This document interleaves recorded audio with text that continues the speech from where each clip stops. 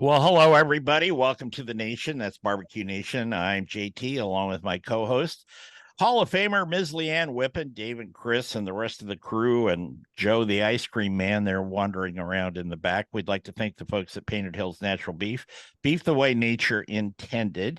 We're going to tell you a little bit more about Painted Hills and a special that they have going for BBQ Nation listeners. Well, today we're very fortunate. We've got Aly Romero on the show with us. If you don't know Aly, she does a lot of things, and we're going to find out as much as we can in the next hour. But she's a recipe developer, she's a brand ambassador, and she's a writer and a blogger, and appears on TV and does all that kind of stuff. And she does private chef catering for people. And Aly, welcome. And I have one question for you to start out with. What's for dinner? The tagline that keeps on giving.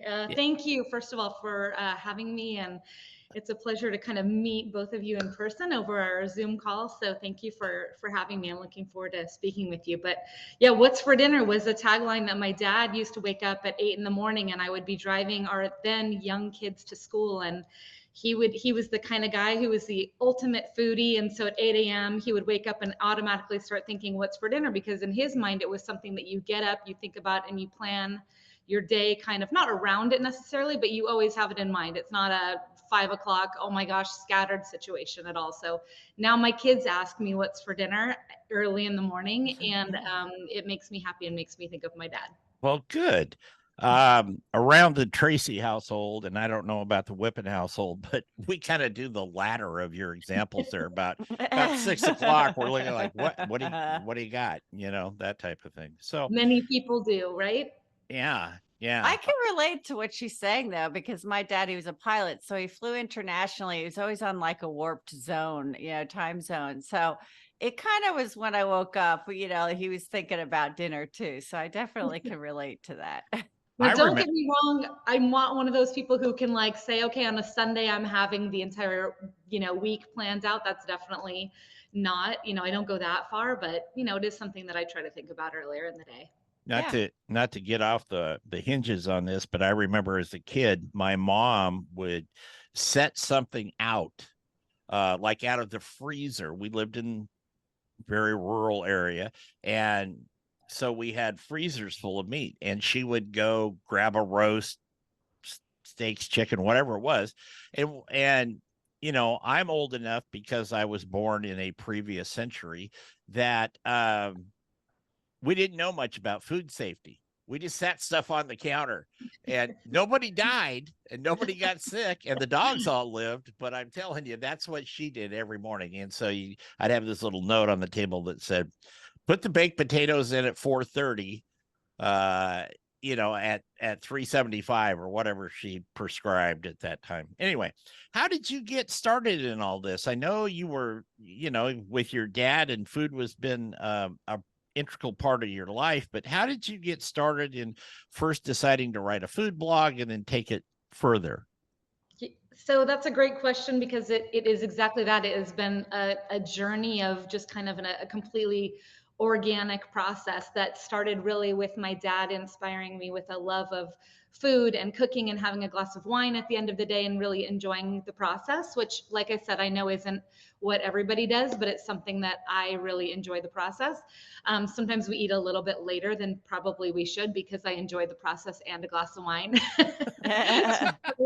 But to me, they go hand in hand. So I lost my dad in 2013, and so that was just 10 years ago in March. And at that point I decided I really was so interested. I wanted to keep learning. I think if you find something that you are really passionate about, that you just become almost like obsessed with it, and you want to learn more and you want to know things you don't know. And it's, I grew up watching Food Network back when they used to be teaching shows on TV, Giada De Laurentiis and Tyler Florence and Bobby Flay and Ina Garten. I mean, those four, if they ever had a show on, I was watching the show, it was just on in the background.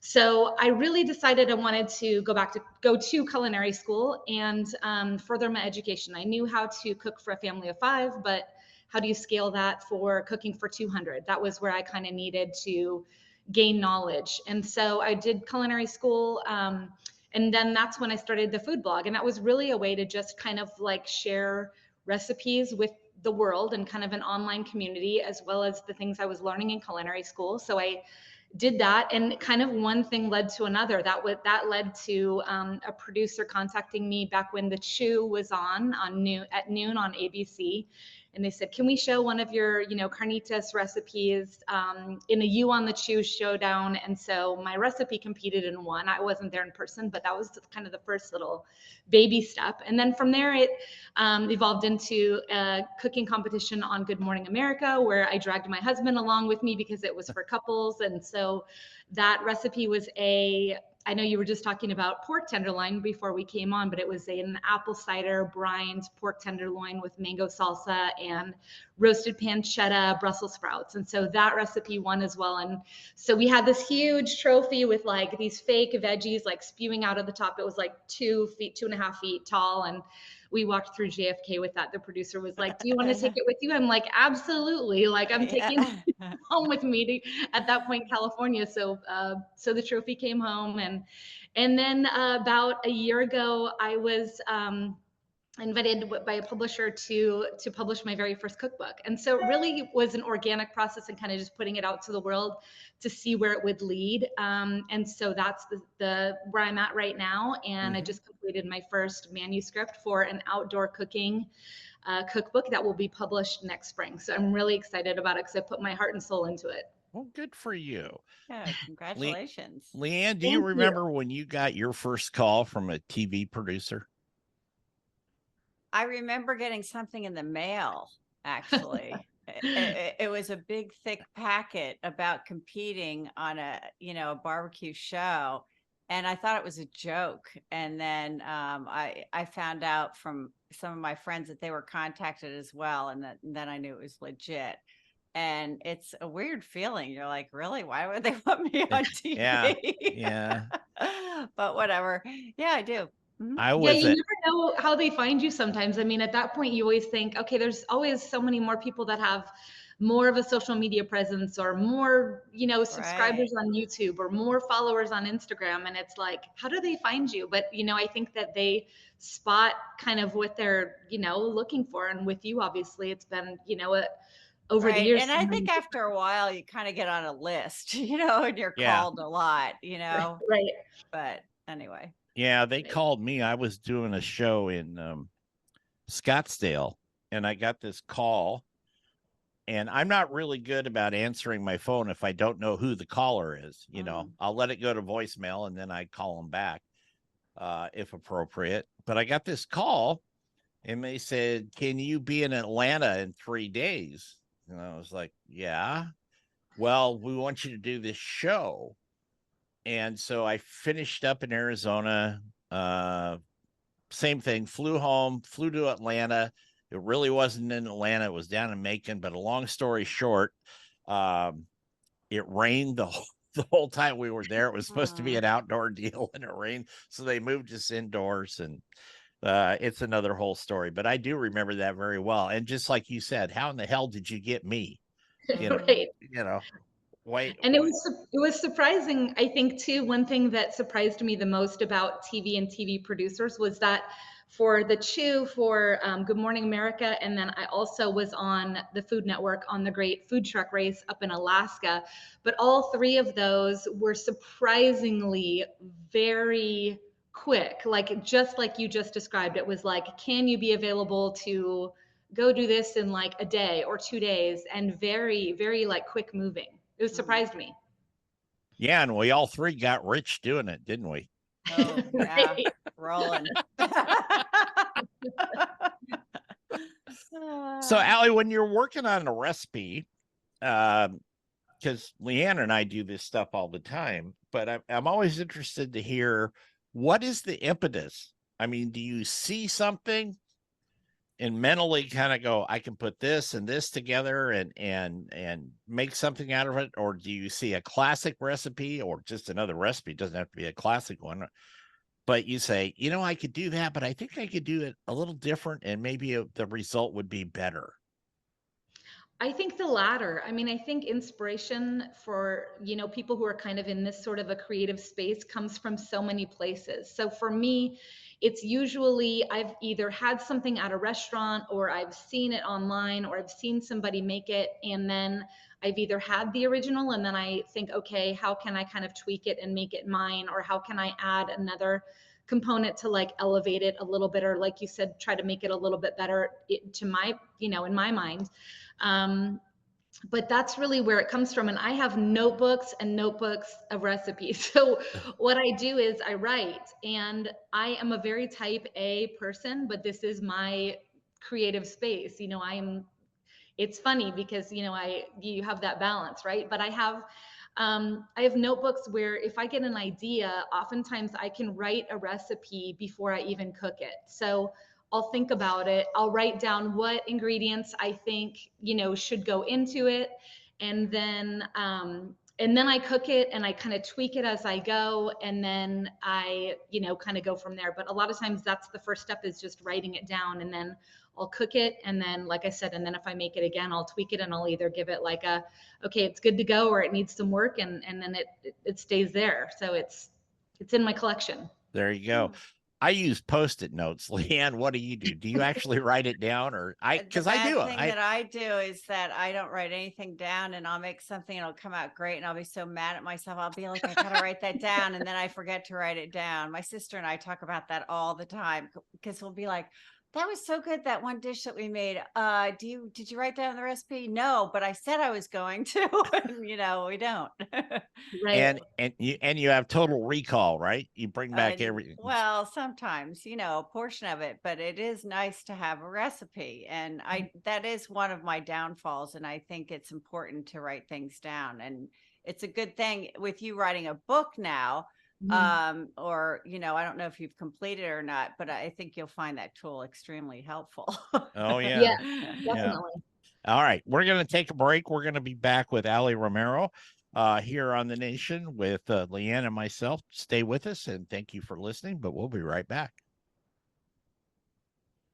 Welcome back to BBQ Nation here on USA Radio Networks and a million different podcast platforms. I think we're almost there, Leanne. Almost a million. I don't know. But we're Who's everywhere. Counting, right? Okay. Yeah, who's counting? If you want to reach out to us, you can, a couple of easy ways. You can, send us DMs on Facebook or any of the platforms, Twitter, what have you. Or you can go to bbqnationjt.com. It's just all spelled out, the letters, bbqnationjt.com.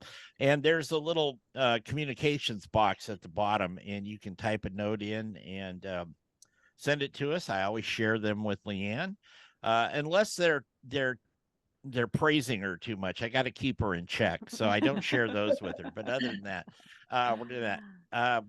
We've got Aly Romero with us today. Aly, you live in Texas, is that correct? Yes, we live in the Dallas, Texas area, and we've been here for almost 2 years now. My husband and our 3 kids. We have a daughter in college at TCU, and then we have 2 boys that are going into 8th and 12th tomorrow, actually. Wow, hands full. Do you ever go to the World Food Championships in Dallas? Not yet. We haven't made it yet. This year. Yeah, we need to. Yeah, it's a lot of fun. Unbelievable food. She knoweth of what she speak, Aly. She's right. I'm gonna take her word. I've competed in it, but I've also I'll be judging, I hope, this year. But it's a wonderful experience, and you get chefs, whether it's a home cook or professional chefs, and it's really interesting to see.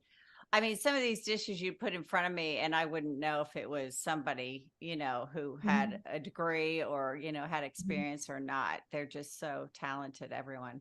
Just great food. Where does it take place? It's in Dallas at, I forget the name of the convention center, but it's online because you can get tickets now. So. Oh, great. Okay. So it's coming up. Yeah, it's in November. Yeah, I love that kind of stuff. So I'm going to check that out for sure. Thank you. It's great. Yep.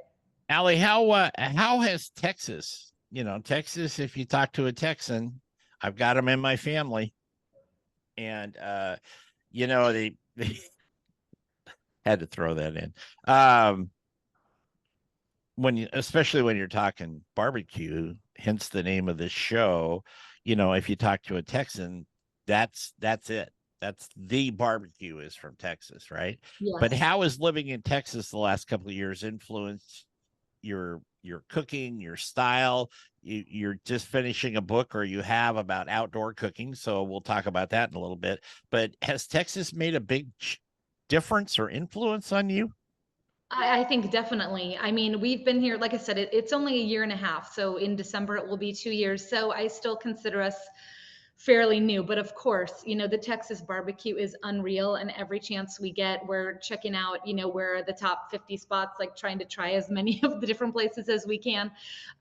Because we love barbecue as a family. And, I think that everywhere you live or everywhere you travel to, at least from my upbringing and kind of where I come from, because I was born in New Zealand, lived in Hawaii, then lived in California. Now we're in Texas. We like to travel as a family. And I feel like wherever you go and wherever you travel and wherever you live, those influences really impact your culinary style, because you pick up things along the way, or you pick up things that are like, oh wow, I didn't think of it doing it that way. That's a different way, and I want to try that. So um, there's so much to learn. I mean, there's so much, like I said, we're still considered pretty newbie out here in Texas, but I'm really enjoying it, and I can't wait to kind of like explore it a lot further.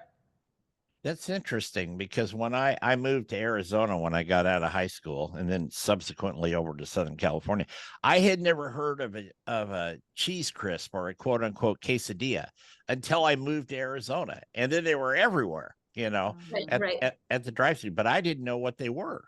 Mhm. You know, I was 18 at the time, so you got to cut me a little slack on that. But I Right. think those influences are important to Mhm. people's palates and their culinary skills. Um, so tell us about your outdoor cooking and your outdoor cooking book. We'll break it down into two parts. But had you done out a lot of outdoor cooking, a lot of barbecue, smoking, grilling, whatever it is your deal there, uh, before you came to Texas? Yes. So I'm a private chef. And so really barbecue, smoking, grilling, griddling, all of that is a component of what I do. I mean, I do a lot of indoor cooking, obviously, as well, but I really enjoy it. And being in California for, 25 years, it was really an outdoor experience where it's about friends and family and community. And when it's not 108 in Texas for the last 2 months or whatever, I'm sure it's hot in Arizona too, but where you want to be outside, and it's like a community type building experience. Again, like for me, cooking is and eating together is an experience. It's something that you're doing together. And so I think cooking outside it really elevates that experience. And so I've been involved with Traeger as a brand ambassador with them for, I think it's maybe the last 5 or 6 years. So I've cooked on 2 or 3 different Traeger models as far as smoking. I mean, grilling, I'm always doing a lot of grilling. We have a griddle, we just used that last night to fire up some fajitas. And then I also have a birch barrel where it's kind of, like a cauldron style over lump charcoal. And it's more of a grill experience over live fire versus a gas grill, in that regard. So Mm-hmm. I've always enjoyed cooking outside. And then this cookbook kind of takes, basically anything you can cook outside. So it's barbecue recipes that I created, but it really kind of goes beyond that with more of like my culinary spin on it. That sounds fun. Yeah, How long did it take you to put it together? a year.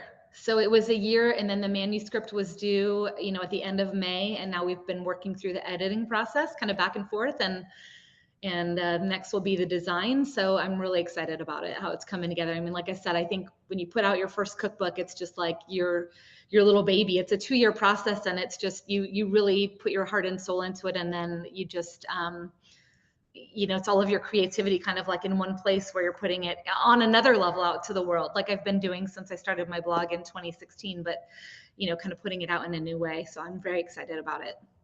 Did you have any reservations about doing it when you started? I mean, I mean, a project like that, it sounds fun, but it's a heck of a lot of work. And sometimes I've done it and my head was exploding like every other day. Right. So, Yeah, it's a lot. I think what really helps me, like Leanne mentioned earlier, was that I do have notebooks. I mean, if and when, if it all goes well and there's another cookbook in my future, I mean, I probably have 2 or 3 cookbooks worth of material already, or at least ideas already written down. So that was helpful because I was also working as a private chef part-time during that year where, I was back and forth to Dallas cooking for a family, one specific family. So mhm. that was a lot. My husband travels for work. The kids are obviously really busy. So it was a juggling act, but no day is really like the same, which makes it exciting. But at the same time, it's fitting things in because whether I was cooking for my family, cooking for the other family, or cooking for the cookbook, I've been cooking. Yeah. And there's days where, I'm like, okay, I don't know if I could get tired of cooking. I try to really watch what I take on because I don't want it to become like a grind and a chore. I want to keep the love and the passion for doing it. So, but it was a lot of work and a lot of cooking for sure. I bet it was. We're gonna take another break. We're gonna be back with Aly Romero. Ms. Leanne and myself will be joining her again. So please stay with us. You're listening to BBQ Nation. Welcome back to the nation. I'm JT along with Leanne, and we've got Aly Romero today. Remember at the top of the show, I told you about our friends at Painted Hills Natural Beef.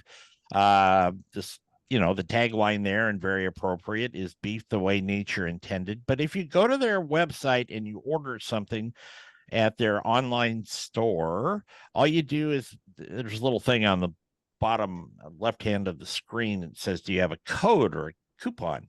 I like the word coupon.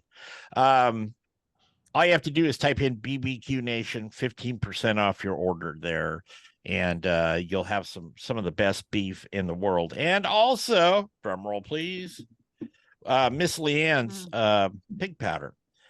This was created by her father, and it's still being championed for a very good reason by Hall of Famer Leanne Whippen here. It was awarded the best rub on the planet. A lot of pitmasters use it. And you can get it directly by going to pigpowder.com. It is in some retail locations, but mostly it's direct mail type thing. And I always say Leanne will send you an autographed picture. I don't know if she will or she won't, but she might sign the box for you. Anyway, go to pigpowder.com. Now let's get back to our conversation with Aly Romero. Aly, actually, I'd like both you and Leanne to answer this question because I popped into my head at the break. Is it more important when you're developing a recipe and you're doing the testing phase of it? Now, when I do a recipe, I just cook it and make everybody eat it, and they don't get to say much. But is it more important to please your palate or the people you're cooking for? Absolutely my palate. No question. Well, I would hope that we're all on the same wavelength, so it would, appeal to, myself and everyone I'm cooking for, because that's the goal. I'm not doing it really for me. I'm doing it for the people that are going to enjoy it. So hopefully it's a win-win for everyone. Yeah. Aly? Absolutely. Yeah, I agree with that. I think that it's something that I do because it brings me joy to feed people and to see them enjoying the food also. So I get it to the point where I'm tasting as I'm cooking and as I'm going, and I'm like, okay, this is exactly if I was sitting down in a restaurant or however I'm serving it, how I would want to eat it. And so, I'm hoping that I'm passing that on to my guests or my family to enjoy, and that they're having that same, they're enjoying it as I am. How do you know when you got a winner? I mean, I know my parameters for that when I cook something and people say, hey, that's great or whatever. But how do you, both of your thought processes, how do you know when you've got a real winner or when it's just kind of, I mean, it's fine, but it's not exciting? I know it immediately. I mean, I know if I am going to make it again, it's a winner. Otherwise, I like to keep trying new recipes. So, I just know, I know. I mean, and I know that if I'm serving it to guests or whatever, usually it's family and they're very honest with me and they're going to tell me if it's a hit or not, or if it's okay, they're pretty good about that. So, I don't know about you, Allie, but that's how it works for Yeah, me. I mean, 100%. I think it's about being honest with yourself too. I mean, and I know also when you taste something and you're like, okay, it's good, or like I said, Right. on my book, I just put needs work, or come back around to, maybe add something different to it to give it that extra little like pop. But I think that when it's good and you take that first bite and you kind of like look around the table, like you wait for that reaction because you know you knocked it out of the park. And I think you just know it. I will age myself a little bit here, but before computers really were the thing for recipes, I would get my subscription to Bon Appetit and all the food magazines, and a lot of those were a good basis for me or gave me a lot of ideas, but everything was handwritten on an index card, and I Mhm. have bazillions of them. Mhm. And when I would hit on something that I knew was really good, I would take these little sticky things and I'd magic marker them in red so they'd stick up like little tabs. And then I knew, and it was all categorized, of course. And then I knew that those were my favorites and those were my hits. They were all the red tabs. And I still have them to this day. Yeah, that's great. I mean, everybody's got their system. Yep. Well, like I said, mine's on Post-it notes. They're just like, I you have know, some of those too. yeah, cook Yeah. hamburger, boom, there you go. Yeah. What's the biggest thing you've learned, do you think, since you went through school, you're being a private chef, you're doing some catering here and there or whatever you're doing, but um what do you think is the biggest thing you've learned through this process? I mean, that's a good question. There's so many ways that could go. I think learning about different people's palates, or like, now it seems like there's a lot of dietary restrictions that kind of come into play, whether it's with trying to cut out gluten or cut down on sugar, or so that has been a constant kind of like evolving learning process, because it challenges me to think, okay, I want to make something, that's usually with a breading or like a dredging station, but they're gluten free, or, so it's like thinking of what are those other, flour alternatives, or, arrowroot, or, just different Mhm. ingredients that you can bring in to kind of get around some of the dietary restrictions. I'd say it's kind of an ongoing learning process, because our family doesn't have dietary restrictions. So I'm usually just free to kind of cook. So that I would say is learning, but really for me, it's just kind of starting off on day one with like, when you start putting it out there, and then just kind of seeing where it would go. I mean, never in a million years after watching Food Network all of those years did I ever think I would end up on a Food Network show. And I think it's just knowing that if you believe in what you're doing and you work hard at it, that you can put it out there, and things can happen. If you saw me in person, you would know that I have absolutely no dietary restrictions. Right, Leanne? Careful. No comment. I'll have to tell you, Aly, Leanne's been on the show now coming up on 2 years. And it's been great because she acts as my foil sometimes because I can be the class clown. That's how you do what I do. You have to be a Right. goofball sometimes, but she's absolutely fantastic to work with. And then she can be very diplomatic like she just was there. So that's a good thing. Let's take that question, that last one, Aly, a little further. What's the biggest thing you think you've learned about cooking outdoors and grilling, smoking? Pick one, doesn't matter. What have I learned about outdoors? I mean, really, that there's just so many different ways. There's not just one way to do everything, right? So, as far as you know, you look at something like ribs, and then you start with even the cut, and are you doing baby back? Are you doing St. Louis style? And then are you gonna wrap? Are you gonna let them go? Are you gonna do the foil boat method? I mean, are you all these different things that you know, you look online, and I don't think that it's just like there's one specific way that you have to do things to still get a great result. I mean, there's certainly ways that are going to end up with a better result, but it's just kind of like cooking is fun. So I think it's just trying to be creative and learn, okay, if I'm going to make like a big barbecue type meal and I wanted to put together a potato salad, like why can't I go smoke the potatoes and throw them on the smoker and add just one little extra, you know, element of smoke to the dish before I kind of, you know, mash them up and put them with all the other ingredients. Or I think it's just kind of playing with it and just kind of thinking like getting outside the box a little bit to like, what else can I do? How else can I try this that's a little bit different? Because you never know what could happen. You have not put your toe in the water with the great Texas brisket wars, have you? No, I'm gonna stay away from the brisket wars. Yeah, I like to, I'm just like to observe, and like I said, I'm always wanting to like learn and grow in these, you know, areas, and a lot of expert brisket making going on around here. Do yourself a favor, stay a friend of this show, and if you ever do a brisket and you put images on Twitter or whatever, don't squeeze it. Ray Lampy and Leanne will come and physically assault you if you do Right. that. And Right, I that's a will big too. thing. I'll back them up. So Yeah, that's the big thing. I've seen it. You know, that's what you see. The brisket. Yeah. Everyone's got to show how juicy it is. just it drives us old timers crazy, doesn't it? There, Yeah. Miss Yes. Leanne, it does Yes, it that. does. What does your family think of all this? I'm sure they're supportive. I mean, no husband in the world is going to tell his wife not to do something like this, or vice versa. But overall, is your family really excited for you, or is it this is what have you done it long enough now that it's like, well, this is what mom does? Right.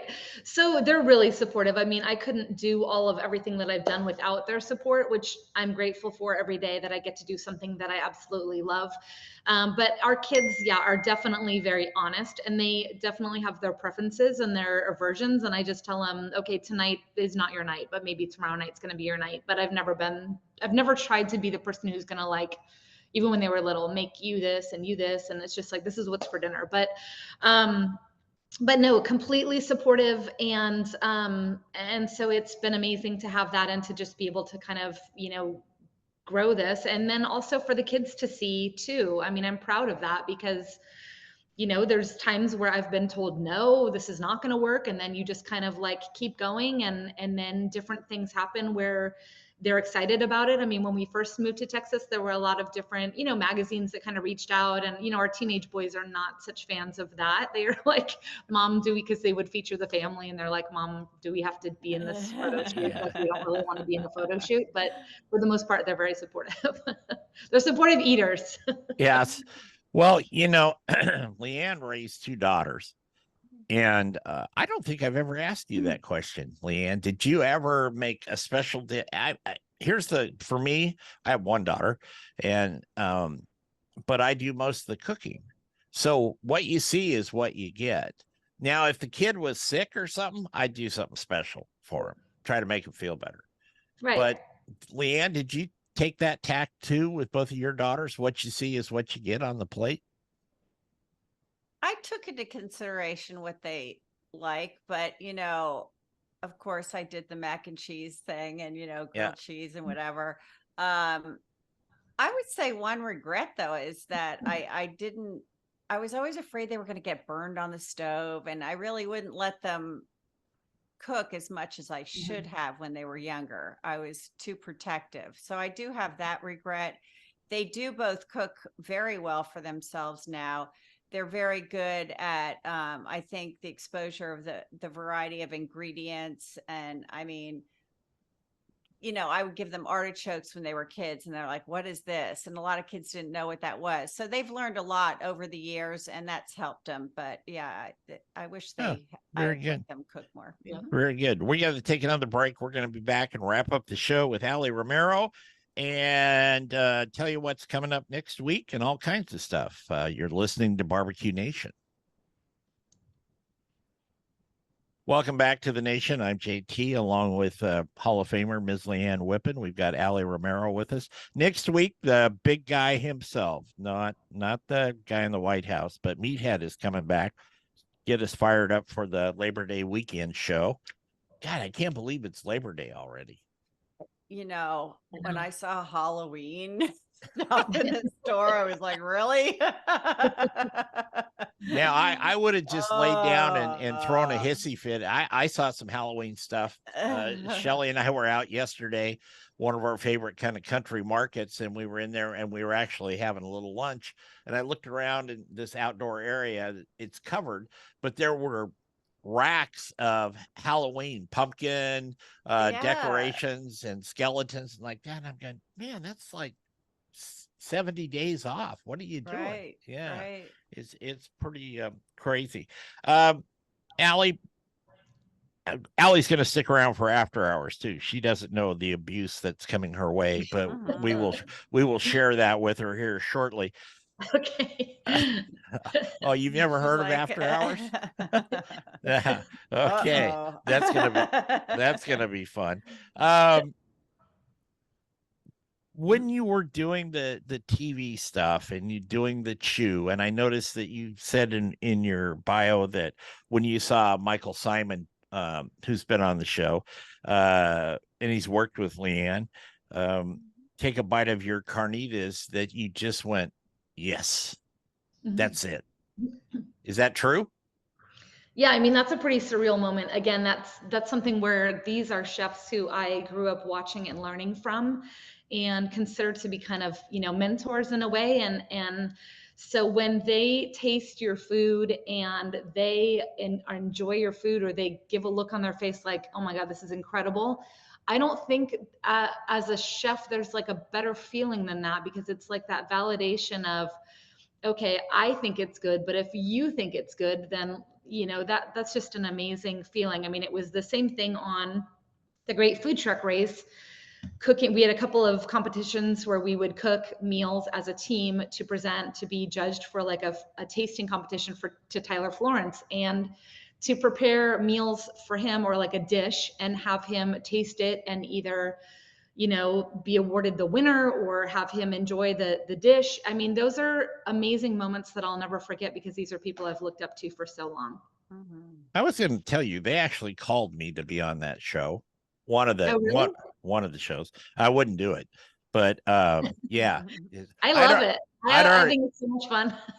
I had already done one show, like I said earlier, and no. I don't know how Leanne feels about that. Leanne's got a food truck, so she probably would say hell no on that deal. That's correct. Part of the reality part of it is that you can't have worked on a food truck to be on the show, because I guess part of the fun, right, as an audience, is watching people figure out how to run and manage a food truck in real time, along with a production crew and everything else that's there on the truck with you. And as you know, it's pretty limited space. So it was an amazing experience. I'll never forget. I mean, it was Alaska. The producers at that point, they were casting for 2 different seasons, and they said, okay, do you want to go somewhere warm or do you want to go somewhere cold? And I said, I definitely want to go somewhere warm. And then they sent us to Alaska in November. So yeah, we were 3 California girls who showed up with like jeans and like, some sort of waterproof boot. I mean, there were 60-mile-an-hour winds, and it was, negative temperatures. It was the coldest I think I've ever been. I can confidently say. Did you drive the truck? I was not the driver. Somebody who I went to culinary school, another person I brought in for our team, she was our truck driver. And then my friend Flora and I were in kind of the other car that would drive along with the truck. So I did not drive the truck. I think maybe they just wanted me to drive the truck. I'm not sure, probably say, no, you can't cook, but you can drive, like that. Where do you hope that this all takes you? Or do you even think about that? I do. I mean, I don't know. I like I said, my philosophy is always just do my best work and do it daily and put it out there and see where it leads. And that's worked out, along the way. Sometimes there's slow points and then there's high points, and you just kind of keep plugging on. I think that now that I've officially finished my first manuscript, and then when the book comes out next spring, we'll see how all of that goes. It was definitely a lot of work, but I'm definitely open to future cookbooks. I would absolutely love to cook on TV at any other point again, or do any other culinary competitions. I'm super competitive in that regard. And so I don't know exactly where it's going to lead. I just keep creating and putting it out there and feeding people. And I think that that's kind of my path right now. We've got about 3 minutes left here. You talk about the world of giving. And you host a Friendsgiving to benefit No Hungry Kid in that.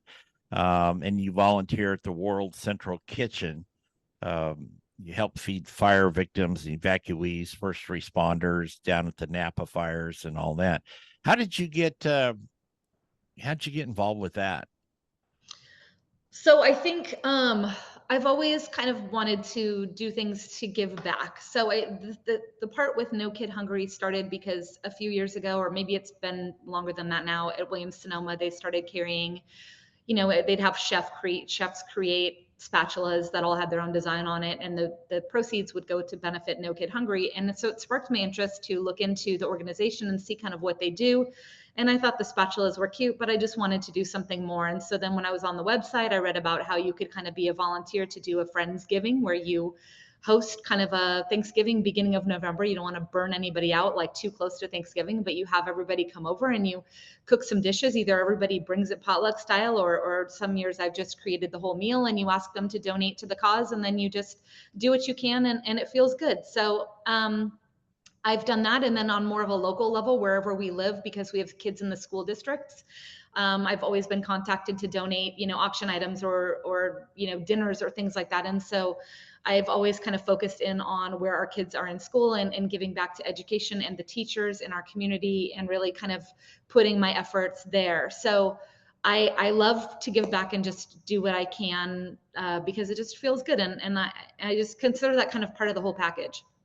I know Leanne gets involved down in Florida there, and she's done a lot of that. And I try to help out Even where in I can. Chicago and Virginia, I did a lot. Did you? A lot. Chicago, they had huge events that, I donate time, food.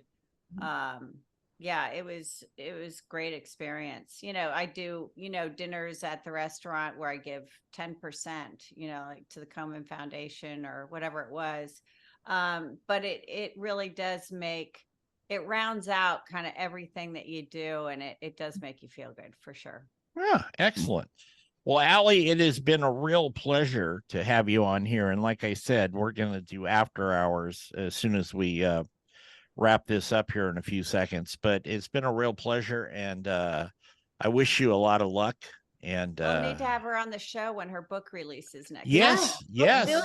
Yeah, Yes. would love that. And we expect signed copies. Leanne will not accept a cookbook that's not unless signed. it has to be signed. Of course. She sent Thank you so much. She has sent more poor UPS and FedEx guys down the path. Little chastised there if the book's not signed. So anyway, all right. We want to thank you for listening. We want to thank Aly. Aly, real quick, where can they find you? What's your website? My website is alyromero.com. Aly with a Y. It's ALY Romero. Instagram is Aly Romero. Facebook is Aly Romero Private Chef. So if you Google my name, there's a whole bunch of stuff that will come up. Excellent. Great. So for Miss Leanne and myself, we want to thank you for listening. Again, we want to thank Aly for being with us today. And we will be back next week with the big guy, Meathead. And have a good week. And remember our motto here: turn it, don't burn it. Take care, everybody. Cool. All right. Thank you for having me. It was so great. It's great. Now you get after hours. Okay. It's not that bad. We're not done yet. Okay. No. This takes like 15 minutes. This is the fun part. Okay, here we go. Hey, everybody. Welcome to After Hours here on BBQ Nation. I'm JT along with Leanne Whippen. Um, I'm not, I'm not quite ready to announce what Leanne and I are going to do in October, but probably next week. Yeah, go ahead and swallow. It's okay. Um, you know, it's, but Like, I what will are say we this, doing? Leanne, Leanne and I are doing something very special in October. How's that for a tease? Does that work? That's good. That's Yeah. good. Okay. So now it is time for Aly Romero's Turn in the Box with After Hours in the lightning round. Are you ready, Aly? Oh gosh, I'm scared. Yeah, I'm ready. Okay. Okay. This is Oh, this go is easy on her. Come on. I will. I will. Let's start out with something simple. If you could cook for and then dine with a historical figure, who would it be and what would be on the menu? A historical figure. And the person could be deceased or alive. Yeah. Okay. Can it just kind of be open to like anybody's have to be like historical figure? Okay. There's So no Anybody. we open limit. it to, There's like, no limits in after hours, just like okay, Leanne said. so I would say that I would love to share a meal with Ina Garten. I mean, she is somebody who I just think is fun, that would be fun to hang out with, and she has celebrity guests on her show, and I just think that that would be a ton of fun. And as far as what would be on the menu, I mean, that's a tricky one because I feel like, you're cooking for somebody who's such great, maybe that's a bad choice. Maybe I should pick somebody who's not such a great chef. Um, I I don't know. I would do my red wine braised short ribs over truffle mashed potatoes, crispy pancetta. I mean, that just seems to be the hit, especially around here in Texas. Everybody really loves that dish, so I would go with that one. Okay, Leanne, I can be at the airport in an hour to get down, and I know you can too. So Again, it sounds we will know delicious. what's for dinner, there, Mom. Right, right, Would Ina have to wear her shoes? She is the barefoot one, right, right. Yeah. Hey, it's optional. It's optional. Okay. Um, do you remember the first thing you ever grilled or smoked or barbecued? The Absolutely first first thing. the first thing probably was baby back ribs. I mean, I feel like that's something that kind of everybody just starts with. So I think that that was the very first thing that I smoked on my Traeger. Okay. What does a fantasy day look like for Aly Romero, and what does it contain for activities? Um, a lot of relaxation somewhere on a beach. I love a warm place, not quite as warm as it is right here in Texas, but maybe somewhere a little more tropical, some sort of a fruity tropical beverage in hand, and maybe a massage and a great meal. Do you do the umbrellas, or are you not an umbrella girl when Sure, in the umbrellas are drink? festive. Yeah, let's Yeah. go umbrella. I'll Okay. usually eat the fruit and then, end up sticking the umbrella somewhere in my hair and, it's festive. It's fun, right? Yeah. Right. You should see where Leanne puts the umbrellas. I- you. In my ears, so I In don't her have to ears, listen in to her ears. you. I thought I better finish that sentence there. Aly, if you were an animal, what animal would you be and why? Probably a bird, I think, is the first thing that comes to mind because I just think that that would be, an amazing, graceful experience, way to see all parts of the country and the world. And I'd be a bird who could just fly everywhere. Might end up in the broiler. You never know. Um, if you could erase one mistake from your past, what would it be? And why would you want to erase it? I don't want to erase anything. I think that, there's times where you make mistakes and then you kind of learn from them and you grow and you just kind of keep going. So I don't like to live with regrets. I try to just, I'm not afraid of some, if I ask a question and someone says no, then like I said, I just kind of move on. So I have no regrets. Nothing I would want to erase. Everything has led me to where I am now. One of the few. that has no regrets. That's amazing. Well, I mean, there's mistakes. I'm not trying to say there's nothing perfect. I'm just saying it's like Oh, I understand. No, it you all can live leaves with you. it. You can't dwell. I Right. don't dwell, but I have regrets and I have a ton of things I'd erase. Yeah. Not gonna lie.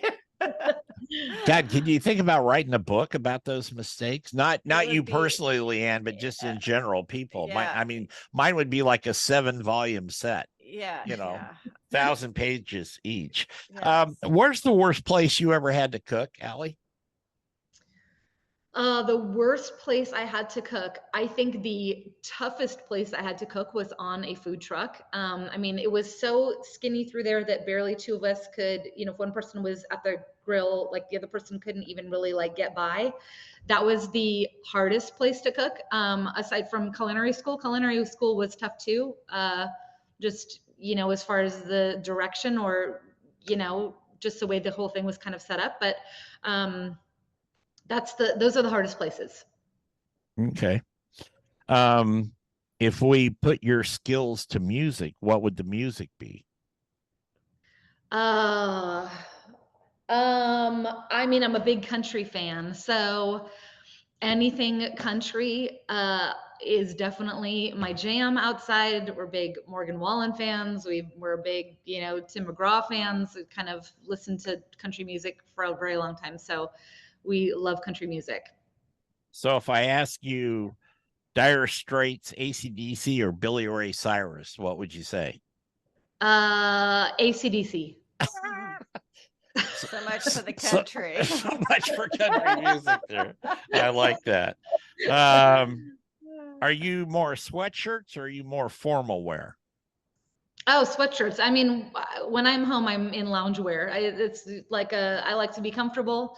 And then, dress up to go out. But the minute I come home, I like to be comfortable. Yep. When you get old like me, you don't even bother. You're just comfortable. That's all you do. As long as you stay dressed. Yeah. Well, I stay dressed. Yeah.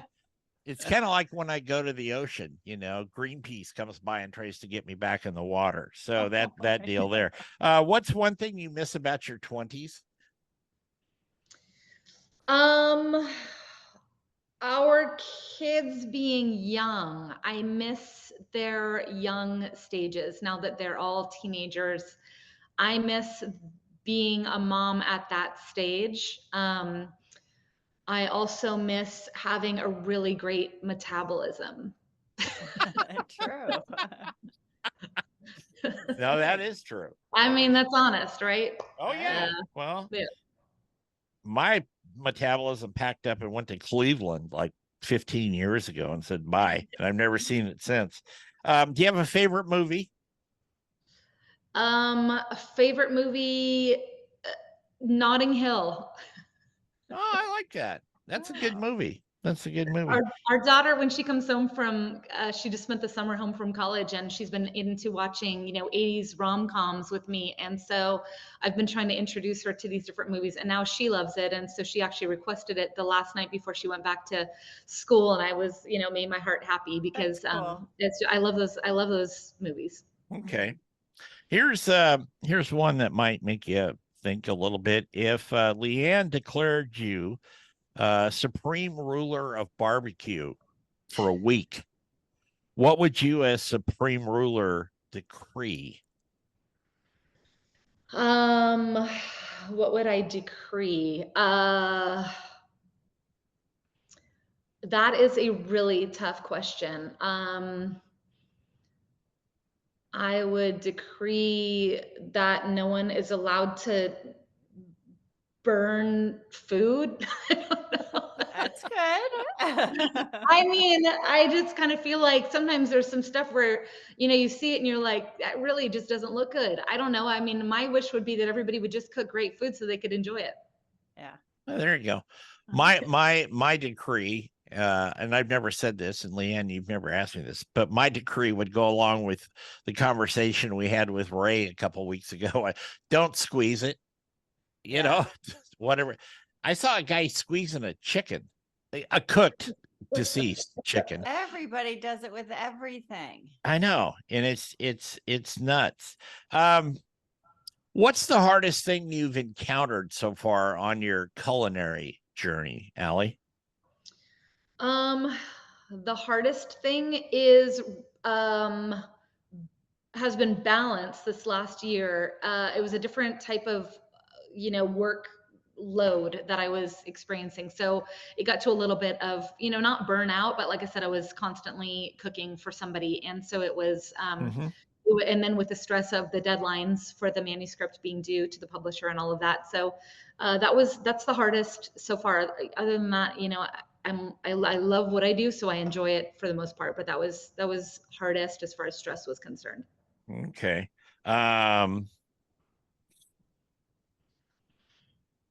What would you like to do? Look down the road many years, and what would you like to do when you retire? Would you like somebody to cook for you and bring you boat drinks with umbrellas in them, or what?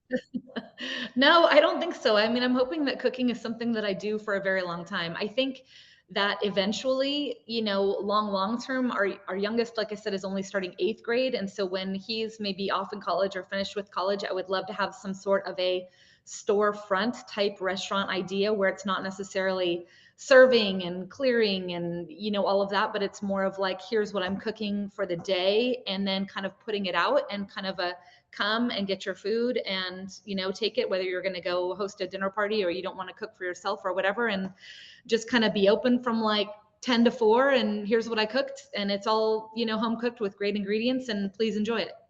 That's a good idea, I think. Have you ever eaten haggis? No. Pretty definitive answer. No. I like it. I know what it is, I just have not. No, Yeah, haven't had the opportunity. you might want to pass on that. I'm just saying, I don't know. Um, do you remember the best or worst concert you ever went to? Recently, Taylor Swift with my daughter. That's just something we've done over the years together. She is a phenomenal artist, and it was like a complete show for 3 hours. So I'd say that's fresh on the mind. So that has to be one of the best. We also went to go see Morgan Wallen this summer. That was amazing. He put on a great show. Worst concert? I think the very first concert I went to was the Moody Blues. Yeah. The Moody Blues. So I don't know that I don't remember anything about it. So I'm gonna call it the worst because I was probably 6 or 7, and I don't think I knew any of the songs. So Oh, well, don't shoot me, but I'm just a singer in a rock and roll band. How's that? That's a song you can never forget once you hear it. A couple of questions here I don't want to ask you because we don't know each other that well. What would your last meal on death row be? my Probably last something. meal on death row would probably be some sort of a cheesy, meaty pasta, lasagna, something where it was just like, no holds barred. I mean, but everything, like the garlic cheesy bread and the most amazing salad. And that's a horrible thought to think about, but something where no calories counted, right? Didn't matter. It wouldn't matter that much, really. I Yeah. mean, Who cares? yeah, they're not going to affect you in the long run. I'll put it that way. Right. If you could deliver a message, this is the last question. If you could deliver a message to the world from Aly Romero, what would it be? Here's your chance. Here's your stage to share a message to the world. What would it be? My message would be that I firmly believe that food brings people together, and that it's a way where we can, quote unquote, break bread, enjoy a meal together, where that's all that matters is each other's company and just the enjoyment of the experience. There you go. Aly, again, where can people find you? How can they get in touch with you if they have some really important issue they need to talk to you about, or recipe or something? My website is alyromero.com. It's ALY. My Instagram is also that same handle, Aly Romero. My Facebook is Aly Romero Private Chef.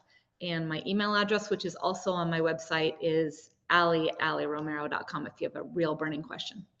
Real burning. Let's hope it's not about burning, though, because Right, I know. you don't like burnt food. You just said that. No, especially if I burn it. That's just horrible, right? That's it. Well, Aly, thank you for sticking around for After Hours, and we Yes, appreciate thank it. you. I hope we were pretty easy on you today. Next time, not so much. Appreciate But it. All right, I appreciate it. Yeah, next time if we talk about the cookbook, Yes. I'll be ready for the rapid fire. okay, we'll do that.